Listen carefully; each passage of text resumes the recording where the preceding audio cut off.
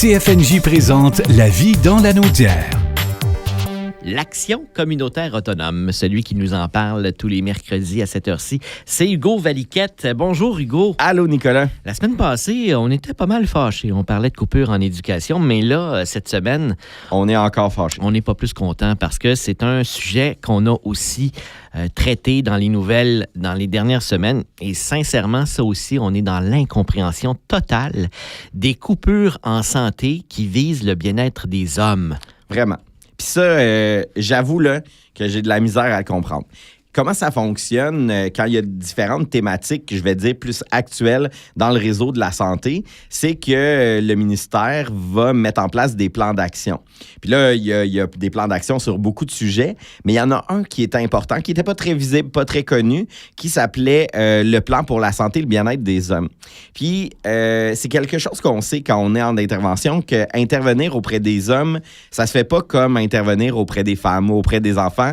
Il y a des particularités. Au point où, justement, le gouvernement, là, quand même plusieurs années, a décidé de mettre en place ce plan d'action-là. Puis qu'est-ce que ça fait, un plan d'action dans le concret? Un, ça amène de l'argent. Deux, ça demande des concertations entre les différents intervenants et intervenantes qui vont œuvrer au lieu, en lien avec ce sujet-là. Et santé bien-être des hommes, ben, ça a amené le monde de l'éducation, le monde de la santé, le monde des organismes communautaires, la communauté. Ils se sont tous parlé. Oui, exact. Et on est venu à des conclusions. Oui, puis ces conclusions-là, ben, ça a été, entre autres, de renforcer les organismes qui œuvrent avec les hommes. Et ici, dans la région de la Naudière, on a Au cœur de l'île, qui est à Joliette. Mm-hmm. On a le Centre de ressources pour hommes du sud de la Naudière, qui couvre les MRC, Desmoulins et l'Assomption. On a la maison Oxygène aussi, qui permet à des papas qui ont des enfants d'être hébergés. Ouais.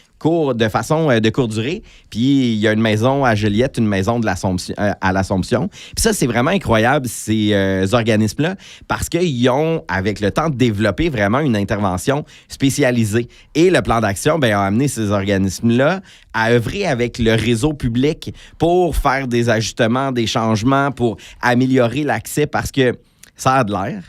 Puis là, je le dis comme ça, mais les hommes vont moins chercher les services aussi. Bien, historiquement, là, un homme, ça parle moins. Ça parle pas de ses émotions. Ça regarde ça à l'intérieur de lui, puis à un moment donné, poup, ça explose. Exact. Donc, ça prend des professionnels, ça prend des gens qui connaissent la façon, justement, d'interpeller un homme, de le faire parler et de l'aider. Et ces gens-là font ça. Hein? Oui. C'est leur spécialité. Puis, avec le plan d'action, ce qui est intéressant, Nicolas, c'est que ça permettait aussi de former des gens qui, de façon plus générale, vont accueillir la population. Donc, ben, si un homme, cette fois-ci, arrive, ben, un, il y a les ressources qui existent, mais deux, peut-être de le faire différemment que quand tu accueilles quelqu'un d'autre. Et est-ce que je me trompe en disant que ça fonctionnait bien? Ben, ça fonctionnait bien. Il y avait des beaux résultats. On a vu du développement même de services puis d'activités là, spécifiquement aux hommes. Donc, le résultat était positif. Puis c'était pas des sommes astronomiques là, qui étaient inscrites dans ces plans-là. Mais peu importe les sommes, Hugo, ça fonctionnait. Ben oui, ça avait des impacts positifs. Puis là, on va se le dire, en ce moment, là, il y a vraiment des gros enjeux de violence. Ouais. Il y a des enjeux avec le masculinisme qu'on a entendu parler, particulièrement dans les derniers mois. Il y a comme plein d'enjeux, même avec la réussite éducative, comme on parlait la semaine passée. Alors, c'est tellement pas le temps de couper là-dedans. Ben, vraiment. Puis là, ben, c'est comme la pensée magique de « OK, on enlève le plan d'action, puis tout ça va continuer ». Dans la réalité, si on n'a pas les moyens de nos ambitions, ben non, oui, tant mieux avec l'expertise qui s'est développée, mais moi, je pense que c'est vraiment un mauvais coup d'avoir coupé ça, justement parce que c'est tellement important, puis c'est tellement important comme d'autres causes. Et qu'il y a un besoin. Ben, le besoin est clairement identifié par plein de monde, autant dans les réseaux publics que dans les réseaux communautaires. Donc, c'est vraiment pour moi une aberration. Puis, on le voit depuis l'arrivée de Santé Québec le 1er décembre. Il me semble que j'arrête pas d'en nommer là, des mauvaises nouvelles comme ça quand j'y ai en parlé, mais c'est parce que ça impacte directement le quotidien des organismes communautaires autonomes. S'il y a moins de gens dans le réseau public qui sont prêts à accueillir puis qu'on renvoie tout ce monde-là vers le communautaire, quand le communautaire a déjà de la peine à suffire à la demande, ben on s'aide pas personne. Là. La société ne s'aide pas. Exact, en plein ça. Hugo, la semaine passée, on parlait d'éducation, puis on demandait aux gens, ben là, si vous n'êtes pas content, écrivez à votre député, dites-lui là, que ça ne fonctionne pas. Est-ce que c'est la même chose cette semaine? Non? C'est vraiment la même chose. Puis ça, là, j'en parle super souvent dans le cadre de mon emploi comme directeur de la Troquelle. Là. Ce canal de communication-là, il est important, il existe et il est sous-utilisé. Donc, on n'écrit pas souvent à notre député. Non, vraiment. Puis, alors que c'est de même qu'on a des comptes. Hein, quand à la force d'écrire à son député, ben, à un moment donné, il vient à devoir répondre à nos demandes. Donc, moi, j'invite vraiment la population. C'est super facile. asnat.qc.ca, assnat.qc.ca. Il y a la liste des députés. Vous trouvez votre député. Vous y écrivez. Puis même...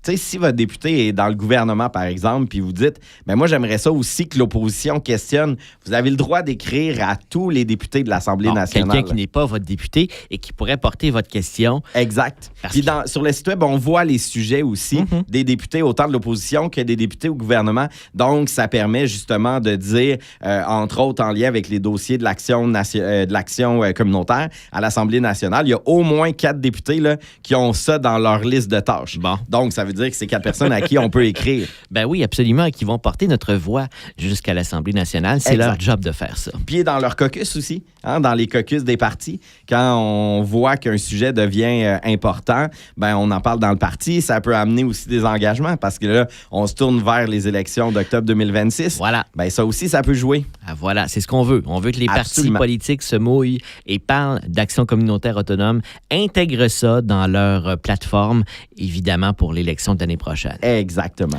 Hugo, ben, bonne semaine. Bonne semaine, Nicolas. Et puis là, on va être tellement positif dans les prochaines semaines parce qu'on va parler de mobilisation. Oh oui, ça va faire du bien. À la semaine prochaine. CFNJ vous a présenté La vie dans la Naudière. Une région à découvrir, à visiter.